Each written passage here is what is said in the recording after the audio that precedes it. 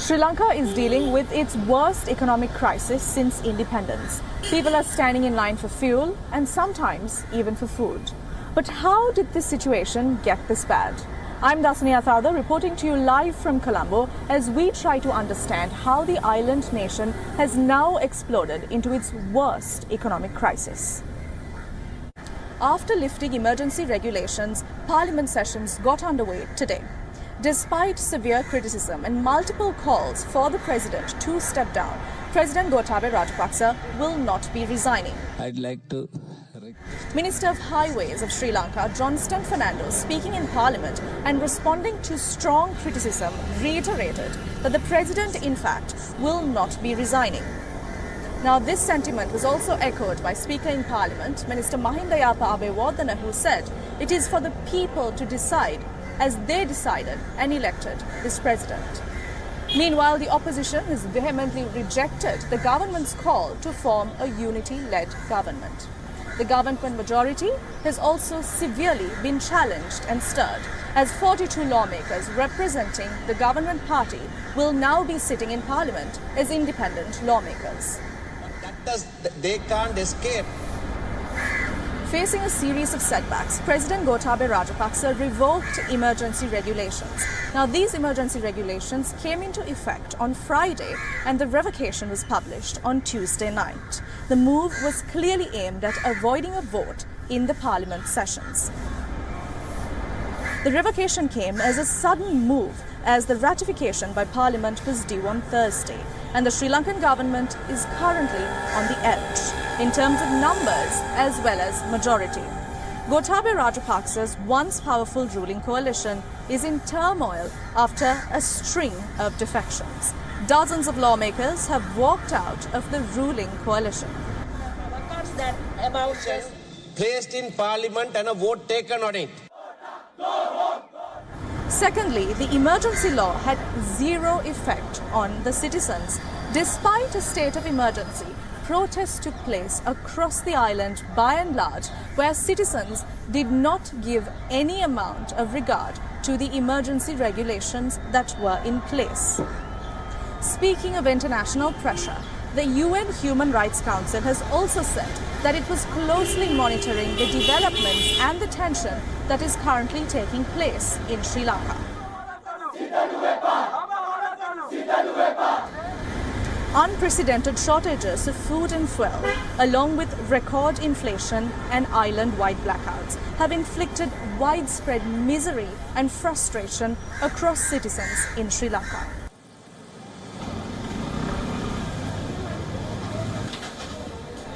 The shortages are triggered by a lack of foreign exchange into the country for imports. The crisis is worsening ahead of crucial talks that are scheduled to take place with the International Monetary Fund for a much-needed loan program. Public unrest has also surged over the past few days. The ruling family's handling of the debt-heavy economy is severely criticized. Street demonstrations that began last month have intensified in recent days, and during the 5-day period, dozens of arrests have been made with regard to violence and unrest.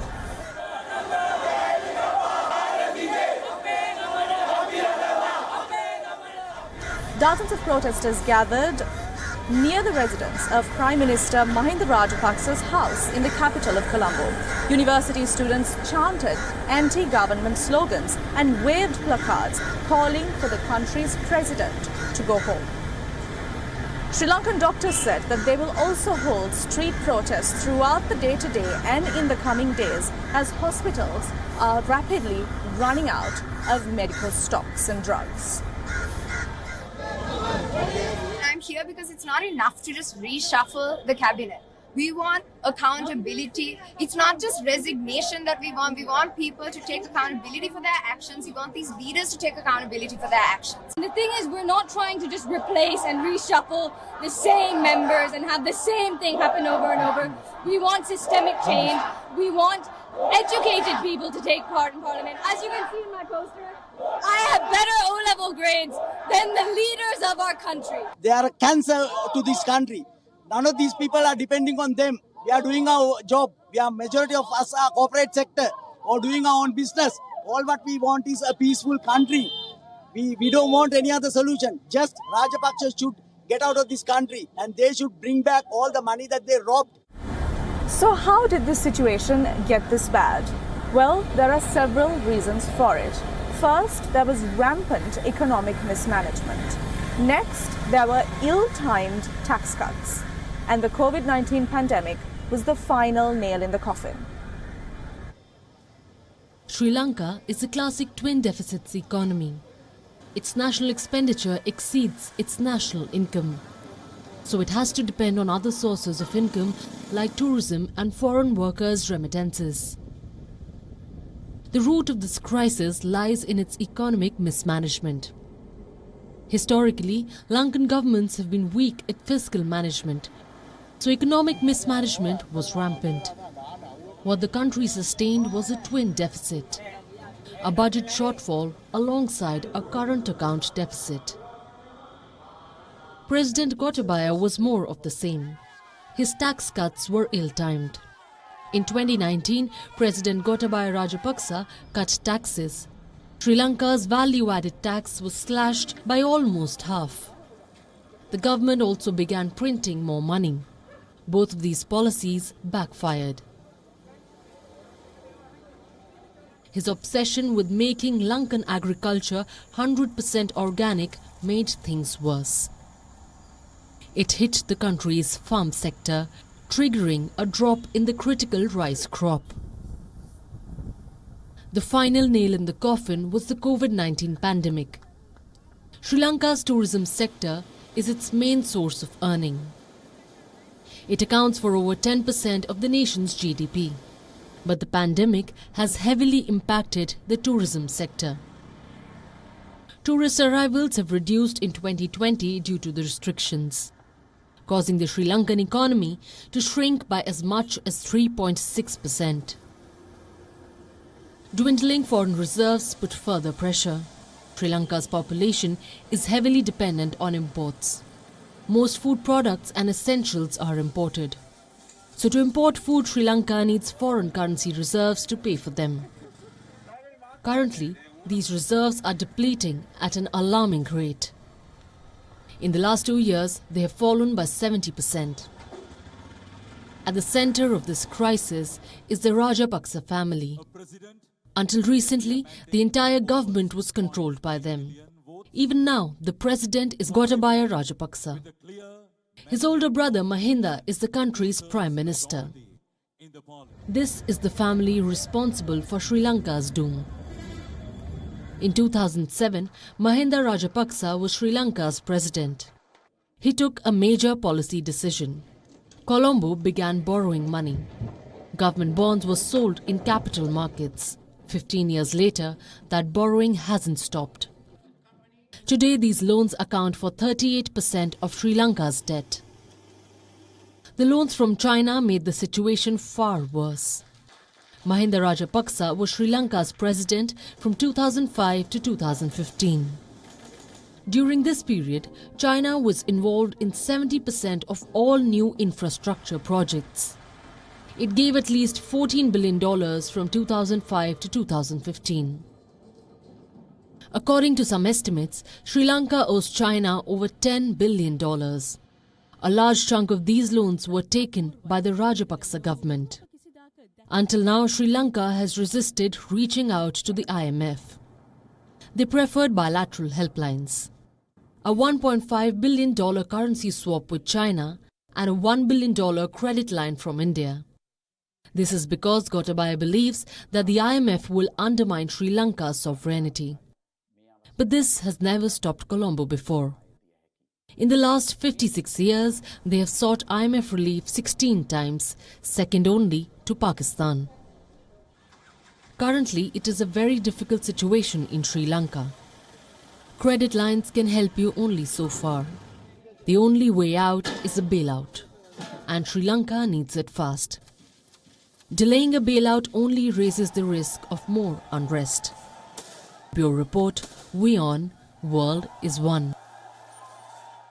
Until recently, the entire country was predominantly ruled by one family, and that is the Rajapaksa family led by President Gotabaya Rajapaksa and Prime Minister Mahinda Rajapaksa. They ruled this entire country, and now the people of this country are demanding for them to step down.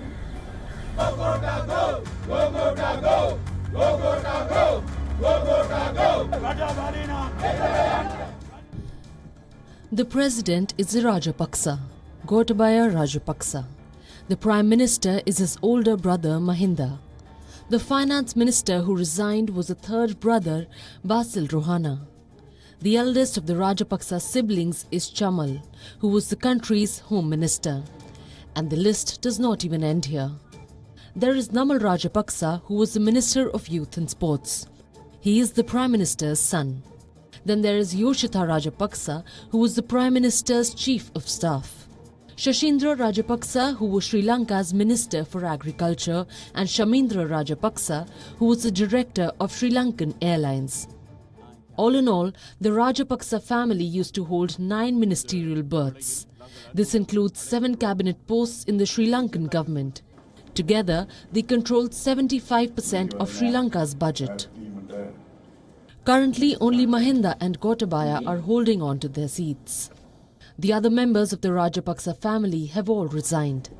For years, the Rajapaksas have been hailed as war heroes in Sri Lanka.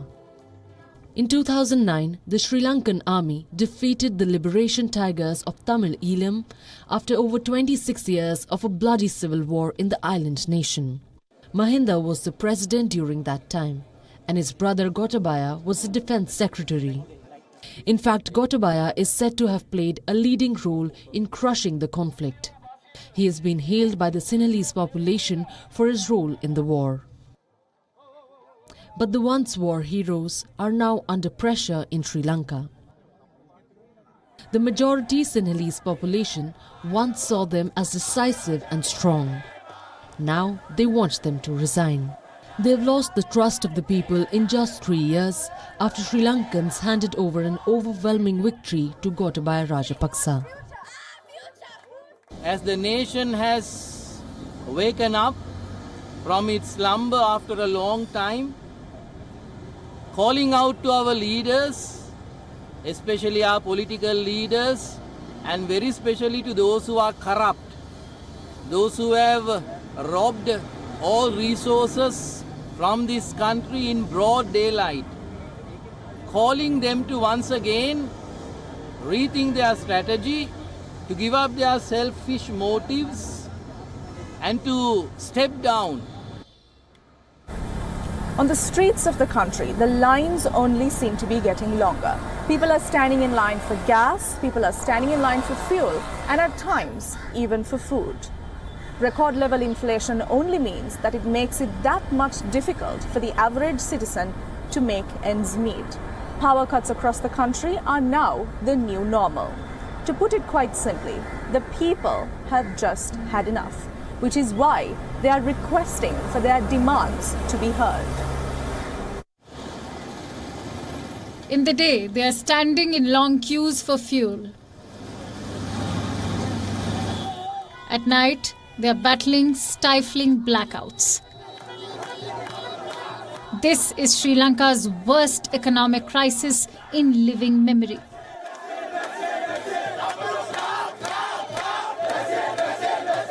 Paying the price are ordinary citizens in the island nation.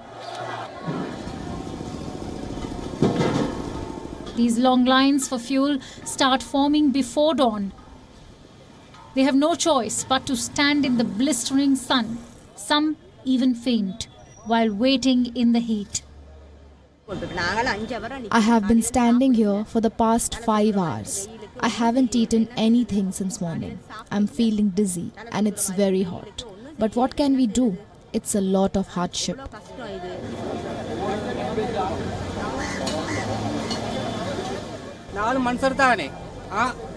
We're also humans. Don't the politicians have any shame? If you are incapable of handling something, then you shouldn't take responsibility in the first place. The situation in the island nation is dire. Trucks at the port are unable to cart food. buses that normally transport labourers sit idle. Some hospitals have suspended routine surgeries and schools have run out of paper. By night, large pockets of the capital are in near darkness. Rolling power cuts stretch for hours. Restaurants and stores operate under dim candlelight. Those who can't give up and draw down their metal shutters. I am expecting it to get a lot worse, and unfortunately they are unable to contain it because the people who created the crisis are very much still in charge of the economic management. Sri Lanka's inflation has skyrocketed. Daily essentials are becoming unaffordable. Last weekend, the price of a gas cylinder shot up to 4,200 Sri Lankan rupees. That's more than $14. A kilo of sugar sold for 130 Sri Lankan rupees in October 2020. It now sells for more than 200. This means the average Sri Lankan is struggling to make ends meet. We're not even able to get essential items like gas and petrol. That's how much we've been pushed to the brink. Our future has become a question mark. That is why we are here protesting, because this system needs to change.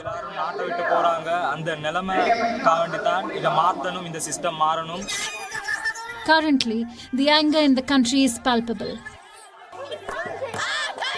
Protests are taking place across the island nation. All citizens want right now are concrete reforms, starting with the resignation of the Rajapaksas.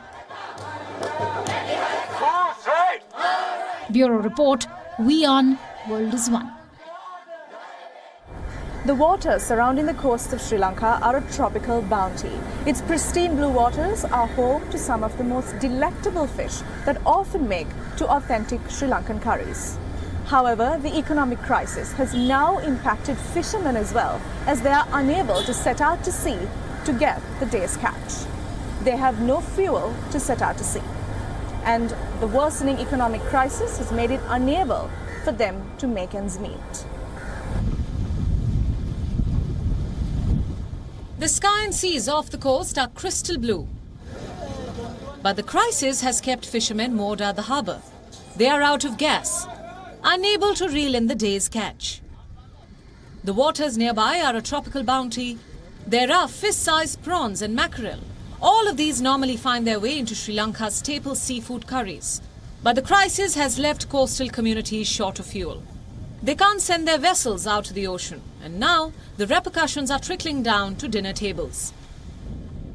If I don't go fishing today, I can't bring food to my family, and they will be upset because they don't understand the extent of the problem that we face. Many wait for news of a fresh diesel shipment. Their ships are equipped to go deep into international waters, but the shortages prevent them from setting sail.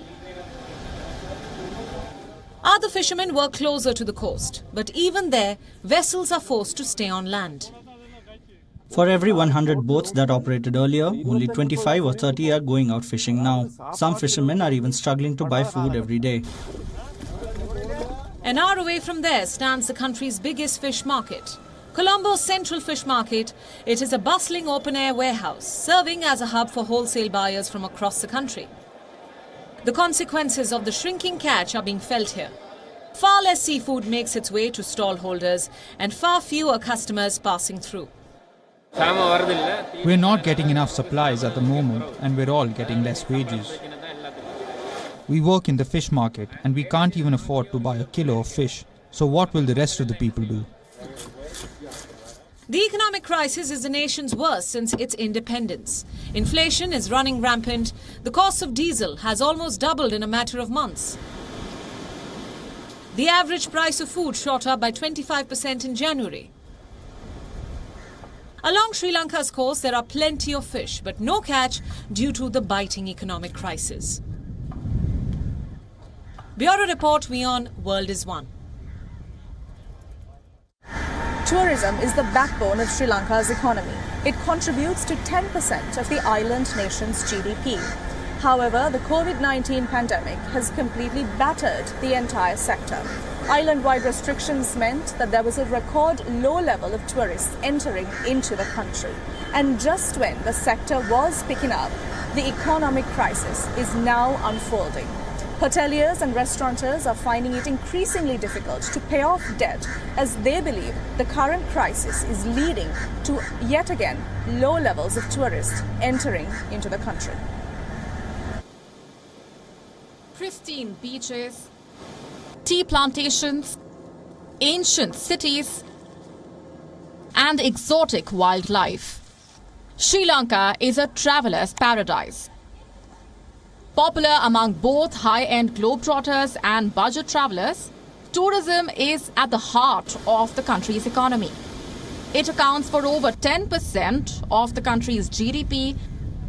It is the third largest source of foreign exchange, an important source of dollars for the government.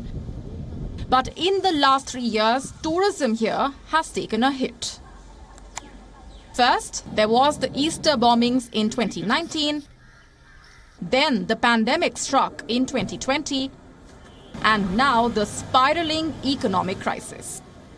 I would definitely say this is the worst crisis since independence, just because while there have been crises, not to this magnitude and not to this level of disruption of the economy, the productive capacity of businesses to operate during power cuts and whatnot. It has impacts across the entire value chain. This is Dilip Sundarovan.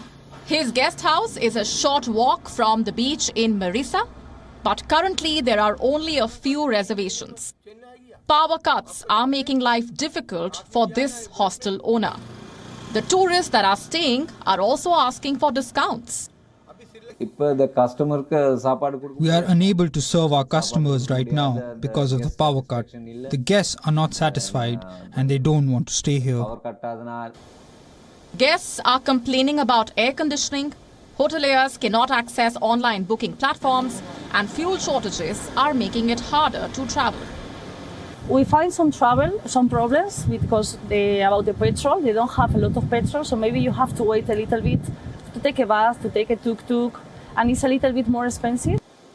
Sri Lankan tourism has been plagued by setbacks before, but this is the industry's worst crisis since the civil war. Colombo is depending on tourism to revive its economy. Now, even a fully thriving tourism industry will not be enough, especially for Sri Lanka to claw itself out of this exploding crisis. Bureau Report, WION World is One. The story does not end here, as we at WION will be tracking the developments of Sri Lanka's economic crisis day in and day out to bring you the latest. Sri Lanka's imports are rapidly running out. The people are angry, and the people want solutions, and they want them fast. The people are merely requesting the president-led government to step down. Stay with WION World is One for the very latest. Reporting for WION from Colombo, I'm Dasnia Powder.